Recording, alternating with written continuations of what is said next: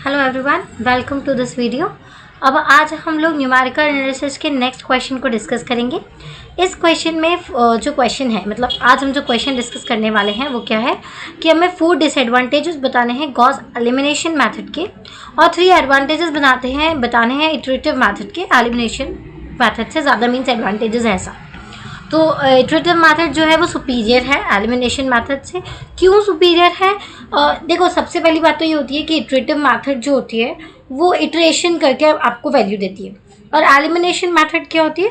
Elimination method में हम लोगों ने क्या देखा था कि डायरेक्ट हम लोग एलिमिनेट करते हैं तीनों इक्वेशंस को, जस्ट नॉर्मल सब्स्टिट्यूशन करते हैं, जो हम लोगों ने 9th-10th में भी पढ़ा होता है, जो हम पहले मैथ्स में भी पढ़ते हैं कि हमें तीनों इक्वेशन को एक दूसरे में सब्स्टिट्यूट करके एक वेरिएबल को कट करना पड़ता है एंड देन हमको 2 वेरिएबल्स की इक्वेशन मिलती है, देन उसमें से एक और वेरिएबल को कट करते हैं, देन फाइनली हम लोग एक एक करके तीनों की वैल्यू निकाल लेते हैं। मीन्स नॉर्मली एलिमिनेट करके वैल्यू निकालते हैं।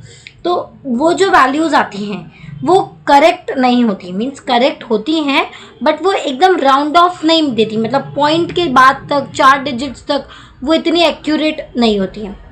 तो अब हम आगे उसके एडवांटेजेस पढ़ते हैं कि इटरेटिव मेथड क्यों होती है, क्योंकि इटरेटिव मेथड ज़्यादा अप्रॉक्सीमेट आपको आंसर देती है, ज़्यादा एक्यूरेट आपको आंसर देती है। तो हम देखते हैं। तो सबसे पहली चीज़ ये है कि computational effort is approximately 2n⁴ arithmetic operations पर इटरेशन। मतलब कंप्यूटेशनल एफर्ट जो होता है वो 2n⁴ मतलब हमको बार बार करना पड़ता है। And if convergence is achieved in less than n iteration it is significantly superior compare to elimination method. But अगर जैसे कन्वर्जेंस है वो जल्दी अचीव हो जाता है, मतलब आपका जो वो लेस देन वाला कंडीशन था, हम लोगों ने इटरेशन मेथड में पहले भी कन्वर्जेंस की बात की है, तो वो जब आ जाता है जल्दी अचीव हो जाता है, कम लेस देन n मेथड्स में आ जाता है, n इटरेशंस में, तो जो हमारा एलिमिनेशन मेथड है वो लेस पड़ जाता है और हमारा जो इटरेटिव मेथड है वो सुपीरियर हो जाता है।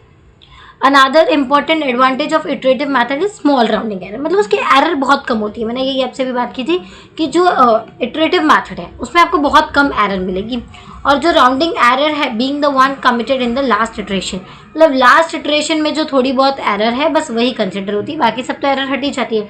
तो इसलिए इल कंडीशन सिस्टम के लिए इटरेटिव मेथड जो है वो बहुत अच्छी चॉइस है।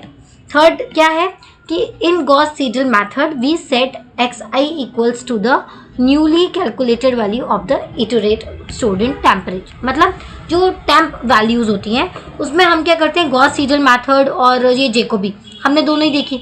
तो ये जो गॉस सीडल मेथड होती है, गॉस सीडल मेथड में हम क्या करते थे, जस्ट x0 y0 और z0 की वैल्यू आई या a0 b0 और c0 की वैल्यू आई, तो हम जब b1 निकाल रहे होंगे तो हम उसकी न्यूली कैलकुलेटेड वैल्यू लेंगे। मीन्स अगर हमारे पास वैल्यू आ चुकी है तो हम वापस से पिछली वाली कंसिडर नहीं करेंगे, जो न्यू वैल्यू आ चुकी है ना वो कंसिडर करते हैं।